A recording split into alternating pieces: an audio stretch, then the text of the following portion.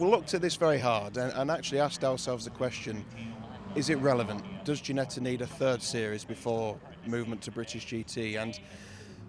And absolutely we do. I mean, we do sprint racing as a junior or a GTA. You have to learn the art of endurance, and we wasn't doing that. We didn't offer that for the current GT Championship. So next year you'll see a 40-minute feature race, of which you can bring in a second driver if you wish. Not only does it give the drivers that endurance feel of a pit stop, but the teams, the Ginetta teams will have to learn to manage pit in, pit out, and do it in the correct time. So again, it's that next step. And then we looked at the car, and the GT Pro car, it's a very quick car, but it's an upgraded GTA. And is it really exciting enough for our top flight series? And the answer was no. And what can we do to make that better? So most people want to progress into European British GT, so let's make the platform the GT4 car. So this weekend we've launched the GT P8, we're calling it, for 2025. This is an homologated GT4 car with a few parts removed. Seriously quick, 400 horsepower, 6.2 V8, 1,256 kilos, some big 11-inch wheels by Pirelli. So this will run quicker than British GT4 because it doesn't have any BOP restrictions.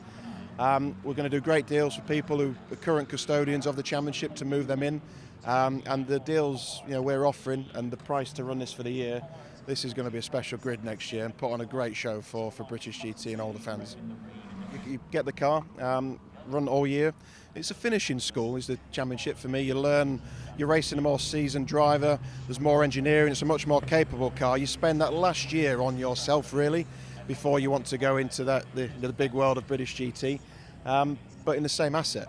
It'll be like your old pair of slippers. You're really comfortable in the car. You're not jumping into a Lamborghini or a Ferrari. You're in your Ginetta that you know well, so you can get straight in, and all you've got to do is learn the format of British GT. So very simple mechanical upgrade, very low cost, and it's great for protecting the value of the asset. It's a multi-use car.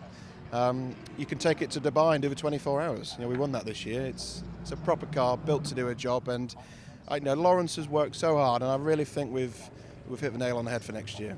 Can't wait. I can't wait. I've got some work to do, but everything we've launched this weekend is just such a positive message, and I think we'll be really busy.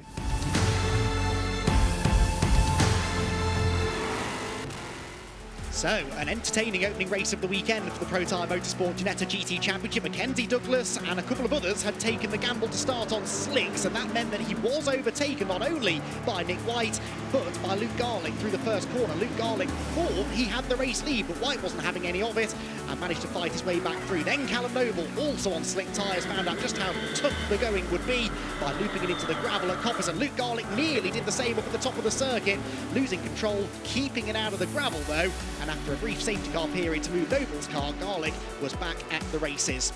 Having done a really good job to keep his tyres up to temperature behind the safety car, Mckenzie Douglas was the fourth man upon the restart, found a way quickly past Nick White, and then scarpered into the distance, leaving the others to put on some entertaining battles behind him. Luke Garlick was charging through the field, would eventually make it back onto the class podium, but only after an entertaining tussle with, among others, Alex Todd-Jones, Alfie Davis and Harry Mangan. But after some good side-by-side racing, he was able to work his way through. Likewise, Conor Garlick, also on slicks, was up ahead of Nick White to finish in second position. It was another win though for Mckenzie Douglas in the pro class, and a great result for Nick White as well to put one hand on the AM Championship trophy.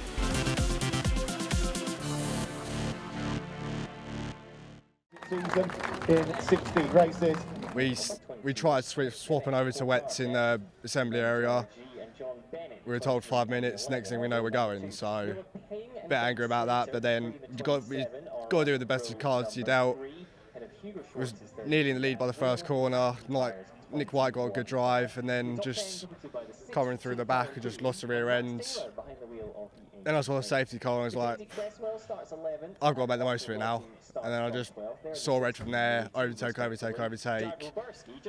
got to the front, and then just kind of damage control really. Well, you saw what happened to Nick White. He was leading by 5 seconds, safety car happens, and then Mckenzie and Connor on the slicks just came to life really. You know, it's wrong. It's not. It's just we didn't switch over quick enough, I'd say. But it is what it is. We got 2 more races this weekend. Make the most of it. That's now podium number 13 for him in 2024. I got told it was part dry on a few corners. I thought might as well risk it, see what happens. Worst case, we drop back a bit, and luckily it paid off. If need be, it helped me a touch, to be honest, because I could get a bit more heat in them, because literally just before safety car I was struggling to get heat in them. So luckily I managed to get a bit more heat in them, and then managed to get them fired up and managed to get a few overtakes done.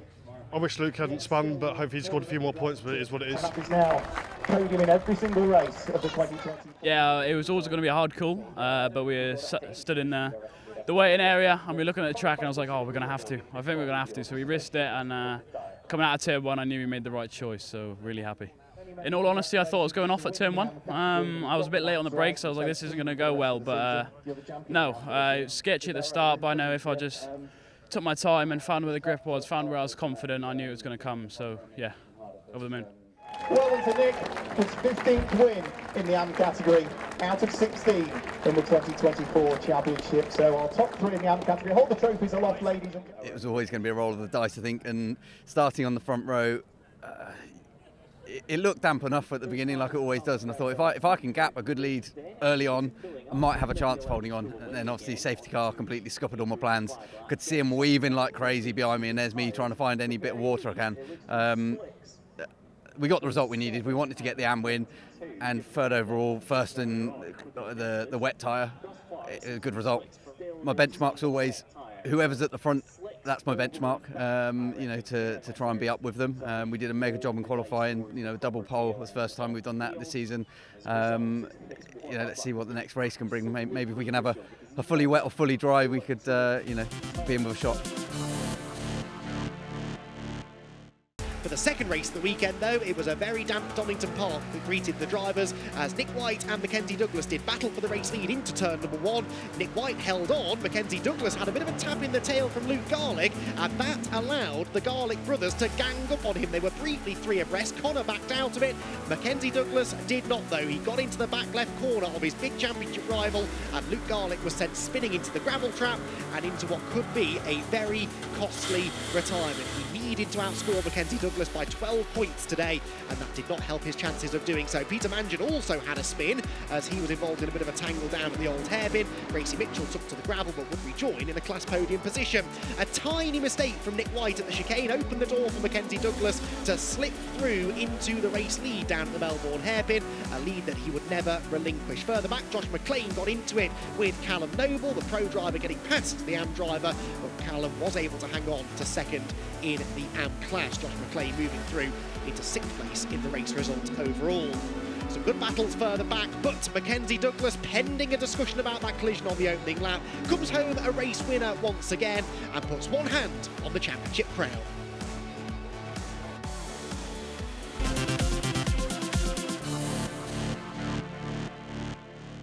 Onto the 3rd step of the podium. Yeah, it's a difficult race. Started off very wet and then slowly dried up through the race. So everyone's sort of looking for wet tarmac. Didn't quite have the pace to go with the cars in front of me, but yeah, third in class. I can't complain with it. Yeah. Mckenzie Motorsport, well done to Connor. Championship is still alive at the moment.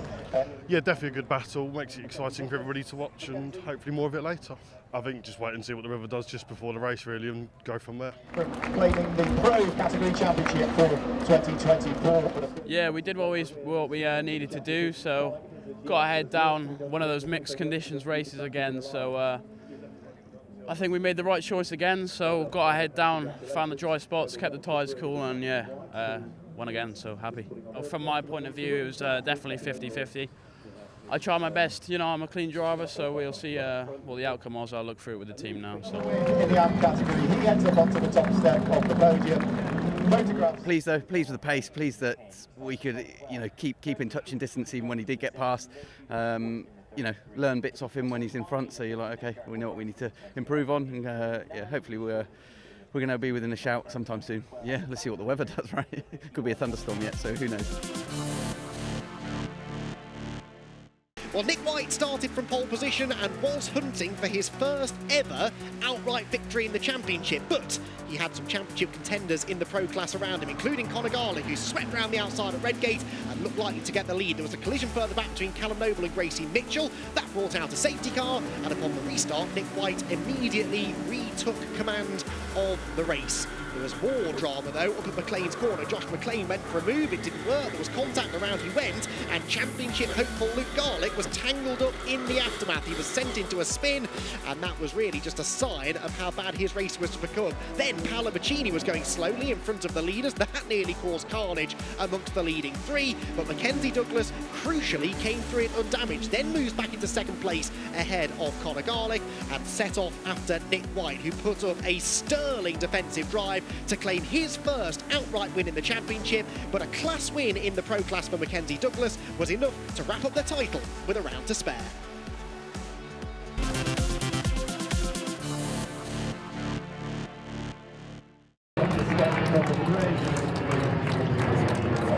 It was a good way to finish off with third in class. So yeah, good race, a bit eventful, particularly towards the beginning, gravel everywhere, but no, it was a good race. Pace just, you know, improving, but still need a couple of tenths to go with the guys in front. But yeah, it was enjoyable, definitely. It's always good to fight with these guys, and you know, someone like Mckenzie, you know, you can trust them. You know, they're sort of aware of what's going on around them, so you can have a good battle, nice clean racing, and yeah, it was good. And she will head up onto the podium.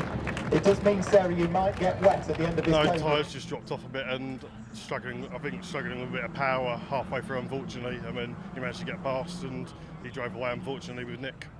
Yeah, definitely want to finish strong, definitely want to do it on home turf and hopefully bring some more trophies home. He's our champion for this year. And we also need to bring out our guest. It feels mega. Absolutely mega. You know, we've worked so hard at it all season, and to come away with it at Donington, you know, over the moon, one round early as well. What a performance! Thank you. What a performance! Couldn't thank the team enough. You know, everyone involved. He's had a mega job all season, so couldn't be happier. Honestly, yeah, just trying to keep my nose clean. There's no point risking things for penalties, as we did in the race before. But you know, Nick drove an awesome race. I did give him a little go, but you know, it's better to bring the car home in one piece. And wow, what a feeling! And another win in the under category. I think that's 17 now for the championship season, out of a possible 18. If you told me that we had a chance to win the overall at the beginning of the season, I don't think I would have believed you. You know, the team have been fantastic all year, giving me the car I need, and we've just, you know, made strides every single race meeting, and we knew it was possible. You know, putting us back on pole for this race gave us that little bit of an advantage.